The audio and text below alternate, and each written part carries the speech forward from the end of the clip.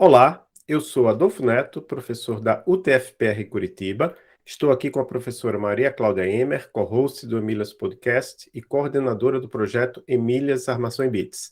Tudo bem, Maria Cláudia? Tudo bem, Adolfo? Tudo bem. O tema do episódio de hoje, do Emílias Podcast, será recrutamento em tecnologia da informação. E para falar sobre este assunto, estamos aqui com Ingrid Viana, diretora na Auguri Consult. Tudo bem, Ingrid? Tudo bem, Adolfo, agradeço o convite. Tudo bem, Cláudia? Tudo Então, bem. nós que agradecemos, Ingrid. E eu começo perguntando a você, eu já sei um pouco a história, mas as nossas ouvintes não sabem, qual é a sua atuação no recrutamento de profissionais da área de tecnologia da informação, de computação? Adolfo, a nossa empresa criou um braço dentro, né, da consultoria, que é a Guritec, que é uma empresa que recruta para 6 empresas na Europa, em Portugal especificamente. Né? Então, meu papel inicial foi negociar com essas empresas esse contrato, depois formar essa equipe que ia gerir essa operação, né, recrutadores, eu fui atrás do mercado, conversei contigo sobre, né, sobre o assunto, sobre o meio. Então, hoje, assim, eu participo do processo por inteiro, né? Eu, inclusive, apesar de não ser a que seleciona currículos, mas às vezes eu leio um currículo, chega até a mim, ou uma indicação, alguém manda, e eu falo com o recrutador, olha, dê uma olhada nisso aqui especificamente. Então, assim, eu participo do processo inteiro até o momento da contratação. Eu acompanho, por ter sido uma empresa, assim, a primeira operação internacional nossa, então a gente realmente eu quis dar uma atenção especial a isso. Então, hoje eu participo de todo o processo. Muito bem, Ingrid. E você podia também contar um pouco para a gente o que é necessário hoje para que se obtenha uma vaga em TI, né? Curso superior, na área essencial, o que você diria? Olha, Cláudia, realmente, o pessoal pergunta muito sobre isso, essa questão do curso superior, e não é uma necessidade elementar, né? A gente não corta um candidato porque ele não tem o curso superior. O que hoje as empresas mais buscam é se ele tem realmente, eles chamam de skills, né? A capacitação, se ele tem experiência naquilo que eles estão necessitando que ele faça. Então, assim, às vezes a pessoa vai ter um curso superior na faculdade referendada, porém, ele não avançou, ele não acompanhou a evolução, né, que é linguagem, eu não entendo absolutamente nada da técnica, mas a gente vendo os pedidos das empresas, as linguagens mudam muito. Então, se a pessoa ficou numa situação e ela não avançou, não importa que o currículo dela é incrível, né, academicamente falando, mas ela vai ficar de fora do mercado. Então, assim, realmente a questão da universidade não é um fator primordial, né? O que é primordial são as skills, as qualificações, as linguagens, a pessoa está sempre se atualizando. Essa questão das linguagens, das skills, né? A gente que é da área vê isso mesmo também, às vezes tem até modas, ondas, etc, né? Agora, uma coisa que eu tenho visto, eu não sei até que ponto é uma moda, uma onda, uma coisa que veio para ficar, mas a sua empresa é meio que representa um pouco isso, é que a Algoritec trabalha com a colocação de profissionais brasileiras em empresas do exterior. Eu falei profissionais brasileiros porque eu quero deixar claro que podem ser mulheres também, né? Mas a gente sabe que na área de tecnologia a maioria são homens, mas podem ser mulheres. Inclusive, a gente tem alunas nossas que estão. Tem uma que recentemente a gente ficou sabendo que está trabalhando em Zurique, tem uma que eu vou querer entrevistar em breve, já mandei o convite, mas ela estava em férias e eu disse, então depois das férias eu mando o convite que está no Canadá. E e aí fica sempre a dúvida: qual é o nível de inglês esperado dessas pessoas, desses profissionais, dessas profissionais que precisam, que querem se colocar em empresas do exterior? Adolfo, inclusive, eu queria fazer uma parte sobre essa questão das mulheres na tecnologia. Uma das nossas primeiras contratações foi de uma mulher, eu fiquei muito feliz, porque realmente, massivamente, os currículos são de homens, né? Mas hoje tem muita mulher migrando para essa área, saindo de outras atuações e se entendendo como capazes ali de conquistar o seu lugar. Com relação ao inglês, para trabalhar fora, realmente, assim, é necessário o inglês fluente. Porque quando se fala em linguagem de programação, o inglês técnico todo mundo tem, senão não consegue nem trabalhar, não consegue fazer. E isso aí, às vezes, aqui para o nosso contexto do Brasil, acaba sendo uma barreira, porque a pessoa, como ela tem o inglês técnico, ela acha que ela tem inglês. E aí, quando ela vai para ser colocada em uma equipe no exterior, ela não consegue trabalhar, porque ela não consegue dar os feedbacks, né? Ela não consegue participar das reuniões. Então, assim, a gente tem várias pessoas com experiência enorme em TI, mas que não conseguiram ser aprovadas nas etapas de seleção em função do inglês fluente. Então, hoje a gente vê o pessoal perguntando, às vezes, nas redes sociais, o pessoal da área de TI, gente, como é que eu consigo aprender inglês mais rápido? Qual curso que vocês me indicam? Porque viu que é uma necessidade, assim, meio que sine qua non. Se você quer trabalhar fora, se você tem a vontade de receber uma moeda, que hoje é a grande questão, a moeda mais forte, você precisa falar inglês, porque o mercado exige. Um adendo aí é que eu já vi até não me lembro se é uma empresa ou se eram duas pessoas, mas que faziam exatamente esse treinamento de melhorar o inglês das pessoas que queriam fazer. Foi até fazer processos seletivos para empresas do exterior. Até um colega meu de um outro podcast participou disso e conseguiu. Hoje ele trabalha para uma empresa dos Estados Unidos. E se você recordar o nome, me envie, porque tem muita gente que pergunta para a gente, porque eles precisam acelerar essa questão do inglês para não perder a vaga, né, a colocação. Vou perguntar sim.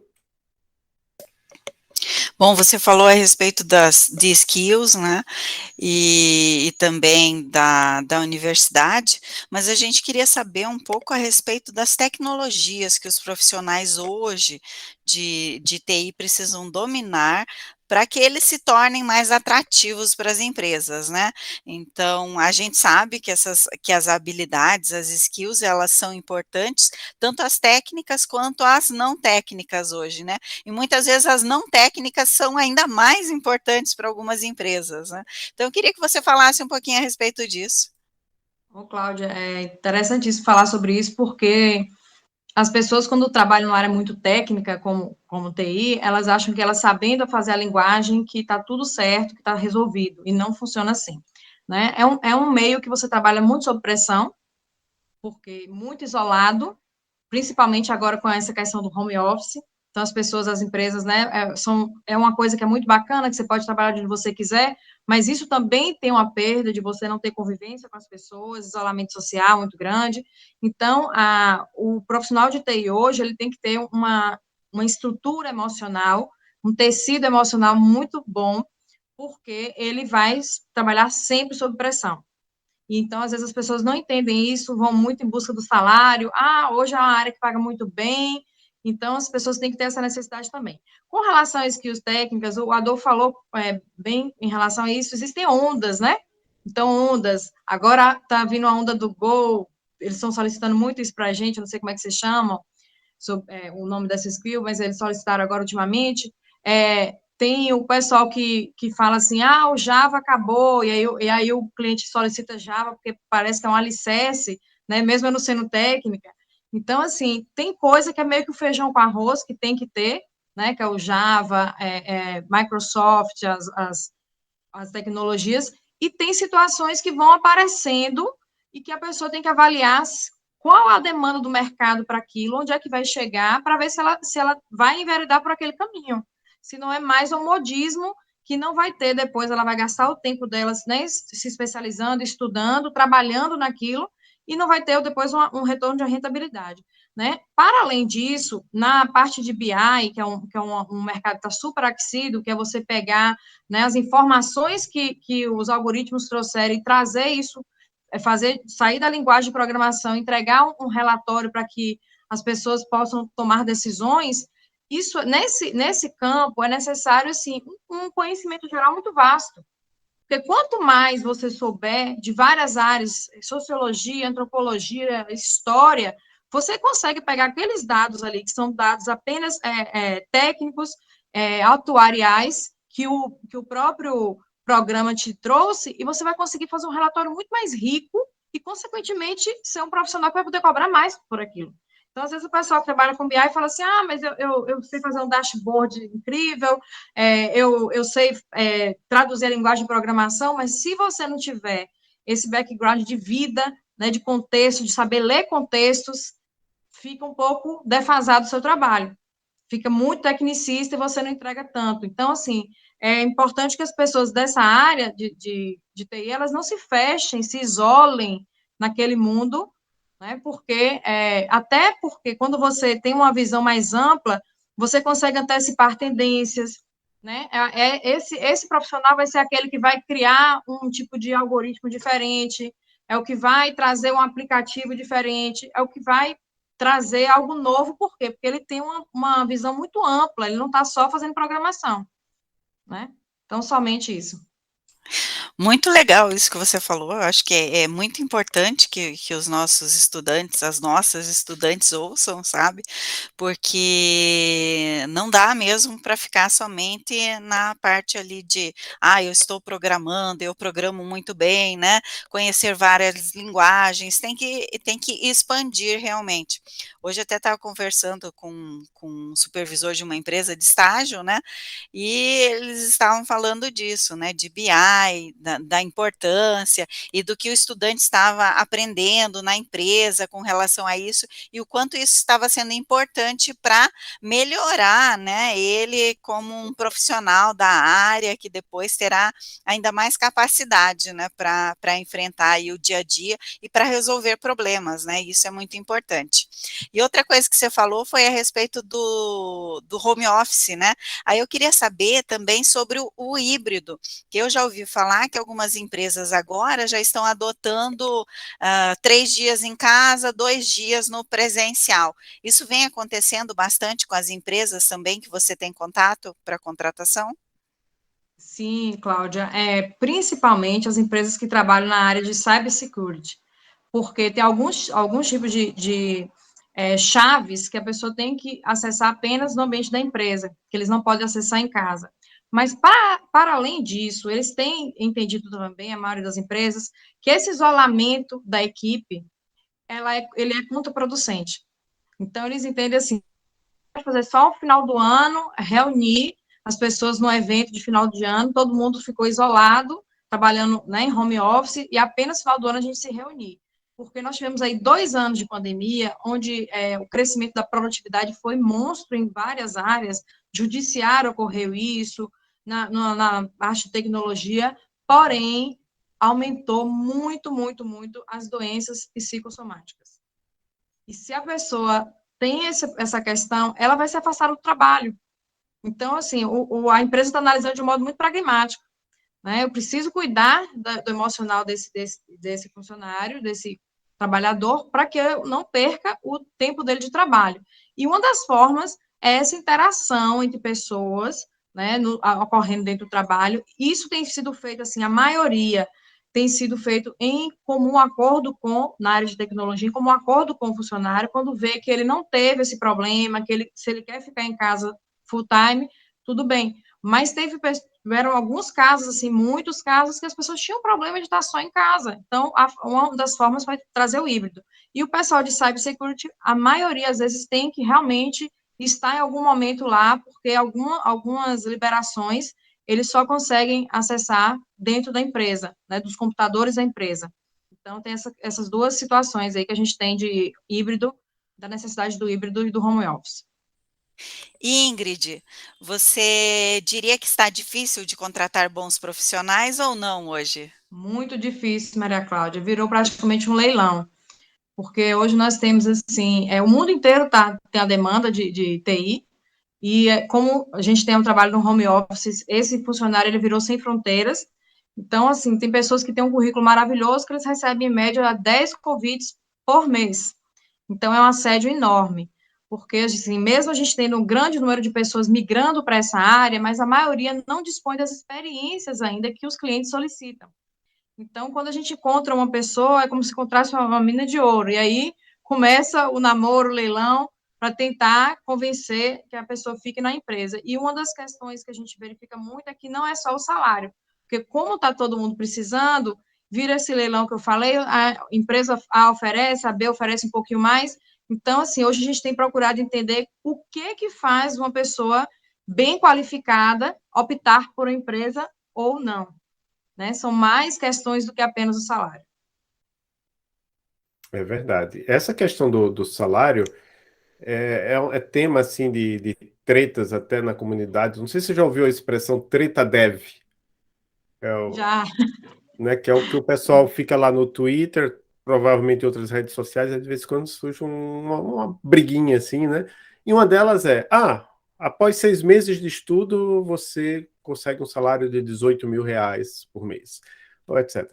Mas assim, a minha visão um pouco de fora, né? Porque eu tô de fora, eu sou professor, mas eu vejo, eu tenho colegas, eu vejo as pessoas, eu tenho colegas, eu vejo o pessoal trocando de emprego também. Eu lembro aqui que a gente entrevistou uma pessoa, a gente entrevistou ela, ela estava no. Não, acho que assim, eu fiz o convite, ela estava numa empresa, aí logo depois, quando a gente foi entrevistar, ela já estava em outra.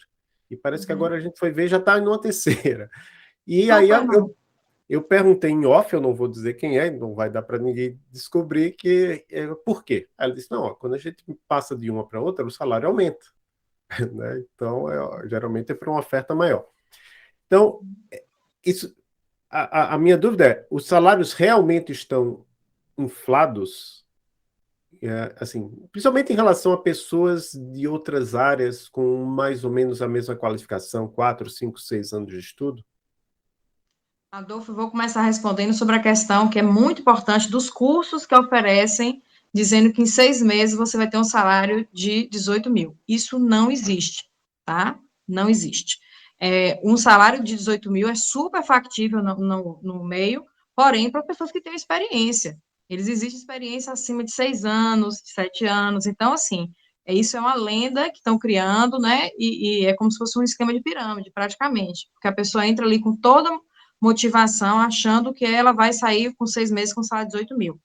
Com relação ao salário em comparação com outras áreas, sim, o salário da área de TI, você verifica profissionais com o mesmo número de anos de experiência e qualificação semelhante, em outras áreas, TI está pagando mais. Inclusive, hoje, tem algumas pessoas, eu trabalho também com a consultoria para a área de medicina, e algumas pessoas falam assim, meu filho não vai fazer medicina, médicos, meu filho vai fazer TI, tá? O jogo virou, porque realmente são salários muito atrativos, e assim, a possibilidade de você morar em diversos países, a questão também de você estar no seu próprio país recebendo uma moeda de outro país, uma moeda mais forte, então são uma série de vantagens que outras profissões não apresentam, e a gente não vê uma perspectiva de apresentar isso, que em TI existe de modo prático. E, assim, quando o pessoal fala muito sobre bolha, a gente conversa muito sobre isso, pessoal de recrutamento, as empresas que contratam, é só a gente olhar o que tem acontecido com o mundo e a gente vê que a tendência é sempre aumentar essa demanda. Claro que vai chegar um momento, a gente acredita, até pela migração de pessoas de outras áreas que estão estudando, pelas universidades, né, focando também em cursos desse setor, que vai chegar um momento que deve ter um pouco de achatamento, mas, assim, acredito que ainda vai ser um meio que vai liderar salários por um bom tempo. Certo. E você falou que não é só o salário que tem atraído as pessoas, né? O que mais que as empresas podem oferecer que se torna mais atrativo ainda que o salário? Eu digo Cláudia, quando tem esse leilão, né? claro, claro. Um dos grandes fatores é formação contínua, porque o investimento em formação nessa área é muito caro, então acaba sendo atrativo você estar numa empresa que ela investe em você, de algum modo, né? Você fica você se torna mais caro, mais qualificado pronto para um outro nível. Tem muitos que gostam também quando a empresa faz aquele kit, um kit gift que eles falam, que é um computador bacana, um celular bacana. Então, assim, tem outras formas de você manter um relacionamento com o funcionário de TI que não seja tão somente o dinheiro, porque isso aí todos os outros vão fazer e ele vai acabar saindo. O que mantém, às vezes, é esse relacionamento um pouco mais assim, você está em casa, tendo algum nível de interação com eles, que às vezes isso não acontece até por ser empresa de tecnologia, prático, tá aqui, toma seu dinheiro, me dê o projeto. Então, assim, às vezes as empresas que têm trabalhado no RH mais esse lado, né, de cuidado realmente com o funcionário, cuidado com o emocional, eles têm tido um resultado um pouco diferente com relação à manutenção daquele funcionário, porque a rotatividade é muito grande, muito, muito grande, e isso prejudica os projetos, por óbvio. Sim, justamente, né, acaba prejudicando os projetos da empresa, acaba quebrando com cronogramas, né, inclusive com orçamentos. Mas, eu perguntei isso também porque em algumas empresas eu sei que auxiliam o empregado até com psicóloga, né, quando percebe que tem algum problema emocional, ou então uma pessoa que seja especialista em ergonomia, né, até no home office, não somente na empresa, né, então, fazendo aquelas atividades laborais, atividades físicas, né, cedo, online também, então acho que isso é tudo muito importante mesmo para que o empregado se sinta parte, né, da empresa, mesmo quando ele está à distância, né, e que a empresa valoriza ele, se preocupa, né, quer que esteja bem. Então, gostei de saber do que você falou, Perfeito, porque vai perfeito o que você falou, Cláudia. Isso, então, perfeito, Cláudio, que você abordou, porque, assim, a gente viu, durante a pandemia, as empresas se preocupando até com essa questão da casa mesmo, né, algumas fornecerem internet melhor, outras mobiliário, porque é para que eles tivessem um ambiente adequado para trabalhar ainda estando em casa. Então, essas pequenas, parece para a gente, às vezes, pequenas questões, fazem uma diferença enorme na hora de optar por qual empresa eles querem permanecer. muito bem. Então, falando um pouco a respeito do trabalho no exterior, né, quais são os desafios por uma pessoa que quer trabalhar numa empresa do exterior? Eu acredito que o maior desafio é a adaptação cultural, né? Isso é o grande fator, ainda que a pessoa permaneça aqui, seja um trabalho remoto, mas é você lidar com uma equipe que tem uma cultura completamente diferente da sua, mesmo que você fale o idioma, no caso a gente contrata para Portugal, então assim, o português de Portugal é diferente da gente, a cultura deles é diferente, então para mim é uma grande questão de adaptação cultural. E ainda mais para quem faz a migração com família e vai morar em outro país. Então, assim, a gente tem, às vezes o pessoal glamoriza muito isso, né? Para a gente aqui é uma opção interessantíssima devido às nossas questões políticas e inseguranças jurídicas que a gente vive aqui no Brasil, porém, você está mudando para um outro país, a adaptação total. Então, o desafio maior é esse, porque tecnologia de informação é uma linguagem meio que universal, então, se a pessoa tem aquela qualificação, ela trabalha em qualquer lugar, se ela fala inglês, ela trabalha em qualquer lugar. Então, o grande fator para mim, preponderante vai ser essa adaptação cultural realmente, ou trabalhando com a equipe, ou a mudança de fato. Uma pergunta que está associada com várias coisas que várias mulheres que nós entrevistamos falaram aqui, é que elas falam assim: o homem, quando vê lá uma vaga de emprego que lista 10 requisitos, se ele domina 5, ele aplica. A mulher, se ela não domina pelo menos 9, ela não aplica. Então, eu sei que o seu ponto de vista talvez não te permita falar mas assim, é preciso dominar todos os itens da lista de requisitos de uma vaga de emprego para submeter para aquela vaga? Não, não. E a maioria das pessoas acredita que sim. Isso é uma coisa que eu gostaria de né, poder falar até mais, se as pessoas pudessem divulgar mais sobre isso, porque às vezes a gente perde pessoas que estariam aptas para aquela posição, em função dela achar, não, eu não fechei o bingo ali do checklist todo, então eu não posso enviar.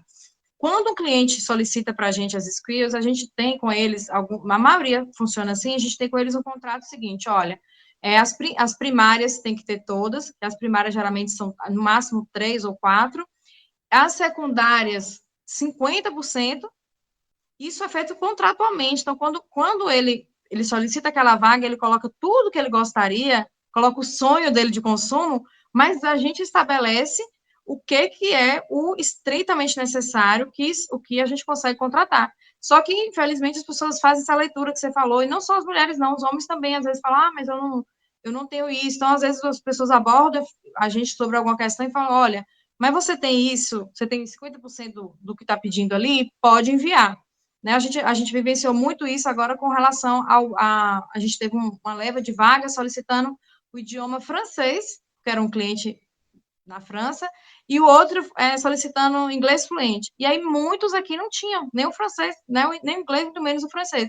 Mas tinham as qualificações técnicas. Aí eu falei, aplica, manda seu currículo. porque se a gente não conseguir de forma alguma, eles vão ter que fazer alguma coisa, nem que seja um tradutor para o grupo, eles vão ter que dar alguma solução, né? Então, as pessoas têm esse bloqueio realmente, mas você tendo pelo menos 50% do que está solicitado ali, vai na fé. Joia. Antes de chegar no momento de indicações, assim, esse tema é muito, muito interessante e muito extenso. Eu já vi Space falando lá no Twitter, agora tem os Spaces, né, onde o pessoal fica batendo papo. Eu vi gente batendo papo por 2 horas sobre recrutamento, trabalho no exterior, mas tem alguma coisa assim muito importante sobre o tema que você gostaria de falar ainda? Eu acho que a gente abordou praticamente, né, tudo que a gente estava falando aqui. A questão do inglês, ela é muito importante, realmente, de manter essa educação contínua, mas não apenas na área de programação, porque isso faz um diferencial enorme, até na hora da entrevista, você percebe a pessoa tem mais uma bagagem do que outra, né, e manter realmente a saúde mental. Isso é essencial para todo mundo, não só na área de TI, mas a área de TI vive sob pressão. Então, saúde mental, emocional, invista mesmo, se a empresa não fornece psicólogo, né, separe uma parte do seu rendimento para isso, pensando em você como ferramenta de trabalho, tá? Então, cuidar realmente do emocional. Muito legal. Então, chegando ao final do nosso episódio, a gente sempre faz uma pergunta, assim, pede alguma indicação cultural. Geralmente eu falo assim, que pode ser técnico ou não técnico. Como você não é da área técnica Nossa. explicitamente, né? Você não vou pedir para vocês dar dica de um livro de programação, mas seria somente algum livro, pode ser um romance, qualquer coisa, filme, série, podcast, quadrinho, qualquer coisa que vocês queiram indicar que você tenha gostado nos últimos meses ou alguma coisa que marcou sua vida para nossas e nossos ouvintes. De antemão, já vou indicar o Emílias Podcast, né, para quem é da área, para as pessoas principalmente as mulheres que querem estar na área de tecnologia da informação. Mas, assim, como você explicou, não sou técnica, só que eu acho que o pessoal que trabalha, que gosta dessa área, é um bom filme, não um filme digno de Oscar, mas uma história interessante, é a rede social que conta a história do Facebook, que eu acho interessantíssimo ali, que pessoas estavam em Harvard, e aí daí eles saíram para, né, Matrix, também é um clássico. A gente, assim, nessa área eu indicaria esses dois, e se for para falar de livro, totalmente adverso, Grandes Sertões Veredas, de Guimarães Rosa. Eu acho que todo mundo, de qualquer nacionalidade, deveria ter a oportunidade de, uma vez na vida, ler Guimarães Rosa, ler Grandes Sertões Veredas. Já vai ficar na descrição do episódio. A próxima é sua, Maria Cláudia? Aham, sim. Não, eu fiquei pensando aqui em te perguntar alguma indicação a respeito de recrutamento, de, assim, entrevista, sabe? Como que a pessoa pode se preparar para um momento desses? Isso. As entrevistas, elas são muito parecidas, né? O mercado a gente vê aí no YouTube, mas, assim, a grande questão para mim é falar a verdade sempre, porque você vai ser testado em algum momento, isso é um clichê, mas é muito verdade, né? Você tem que falar. E o cuidado com o emocional, porque às vezes a pessoa tem uma bagagem, ela não sabe explicar onde ela gostaria de estar, o que ela poderia fazer. Então, assim, a questão do emocional, realmente, tem pessoas que elas travam completamente, e claro que o recrutador entende isso, visualiza, mas isso pode, em algum momento, o cliente que não é recrutador, né, o cliente que quer ver ali já a pessoa, como ela iria atuar no dia a dia, ele pode, se ele estiver participando da entrevista, ele pode, né, já eliminar o candidato por ali. Então, assim, sempre fazer essa junção do técnico com o emocional, que a entrevista tem tudo a ser um sucesso. Não, bem importante você falar isso, né? Porque às vezes numa entrevista você, é claro, está numa situação ali emocional muito mais pesada, vamos dizer assim, né? Você Vulnerável, está né? preocupada, está vulnerável, está inseguro, né? E de repente aí você pode cometer alguns errinhos, né? E se não for uma pessoa que também faz esse tipo de atividade sempre, que tem aquele olho clínico, é capaz de realmente tirar você fora por causa disso, né, naquele momento, então acaba saindo ali da vaga. Mas a gente também pergunta aonde as pessoas podem encontrar você, né, como que elas podem, entrar em contato, como que elas podem saber mais da empresa, né, de recrutamento, sites, redes sociais. E aí, eu até linkaria com o LinkedIn que você comentou anteriormente, né. Qual seria a importância do LinkedIn nesse universo de recrutamento hoje? Cláudia, a gente estava conversando sobre isso, né, que eu nem lembrava que eu tinha o LinkedIn, após a empresa começar a ter esse segmento na área de TI, que eu fui entender da importância de estar ali e de estar atualizado. Muitas pessoas são recrutadas hoje na área de TI pelo LinkedIn. Você, às vezes, não precisa nem enviar um currículo, o que você faz estando atualizado lá, você acompanhando as pessoas que são chaves na área de recrutamento, você já consegue estar dentro do mercado e tendo boas ofertas. Então, eu não tinha noção, porque a área inicial nossa, na área jurídica, na área de consultoria, que não funciona dessa forma o LinkedIn para a área jurídica, assim, é como se fosse uma vitrine, não é como ocorre com TI. TI, as pessoas publicam trabalhos, elas publicam novidades, então, isso é muito aquecido, né? No meu caso, para me encontrar, tem o site da Auguritec, www.auguritec.com.br. Tem também as redes sociais, que são @auguritech, TECH, que também nós estamos lá com as vagas. Lá, geralmente, a gente coloca as vagas. Eu tenho um Twitter pessoal, que algumas pessoas seguem, que é @auguribahia, mas lá eu quase não falo de tecnologia. Eu falei hoje que eu estaria no podcast, algumas pessoas compartilharam, mas assim, lá eu falo sobre fala livre, então não é minha persona, vamos dizer, jurídica. Mas quem quiser me encontrar, trocar uma ideia, falar sobre isso, mandar uma DM, currículo, enfim, eu estou lá com essa @auguribahia, auguriba. Anotando tudo aqui para deixar na descrição do episódio. E outra coisa que eu acho interessante que você podia contar, né, para as nossas ouvintes, é o que é a Augure. O Ah, que sim, significa? claro. Augure é uma palavra italiana que significa que a felicidade de hoje seja apenas um prenúncio de momentos felizes que estão por vir. Né? E eu até comentei com Maria Cláudia antes da gente começar que se eu tiver qualquer coisa na vida, se eu tiver uma barraquinha de cachorro-quente, vai se chamar Augure Cachorro-Quente. Então, quando apareceu essa oportunidade de trabalhar na área de tecnologia, eu não tive dúvida que seria Augure, alguma coisa ligada à tecnologia e virou Auguritec, né, porque o que a gente quer com o trabalho, com o nosso trabalho, é proporcionar, tanto a gente quanto as pessoas que cruzam o nosso caminho, um momento de felicidade que seja apenas um princípio de outros momentos. Muito bom, obrigada, Ingrid. Acho que Eu que agora a gente agradeço. está chegando ao fim, né, do nosso episódio, então eu quero agradecer a sua presença aqui. Acho que foi muito importante para o Emílias Podcast também conversar com você, né, e esclareceu muitas dúvidas aí de nossas seguidoras, com certeza. Muito obrigada. Você pode agradecer também, se você quiser agradecer alguém, mandar um abraço. Claro, eu agradeço vocês primeiro pelo convite, para mim foi uma honra estar aqui conversando sobre isso, agradeço a Adolfo, particularmente por todos os ensinamentos dessa área, né, quando a proposta foi feita pela equipe de Portugal, eu prontamente fui conversar com ele, me senti seguro em assumir o desafio, porque eu sabia que eu teria um conselheiro para ligar, para conversar sobre isso, e foi sempre muito útil, e agradeço, assim, as pessoas que, principalmente como o podcast voltado para mulheres, as mulheres que acreditam em si, que empreendem, que acreditam no seu trabalho, né, que fazem sua história, e principalmente aquelas que ocupam lugares que, às vezes, só eram ocupados por homens, como a área de tecnologia. Então, para elas, meu abraço. Muito obrigado, Ingrid. E para as nossas e nossos ouvintes, eu digo que sigam-nos lá no YouTube, onde a gente publica as gravações do podcast, onde a gente também, de vez em quando, realiza eventos, publica vídeos, também nas plataformas de áudio, onde você nos encontra por Emílias Podcast Mulheres na Computação. A todos e a todas, até o próximo episódio.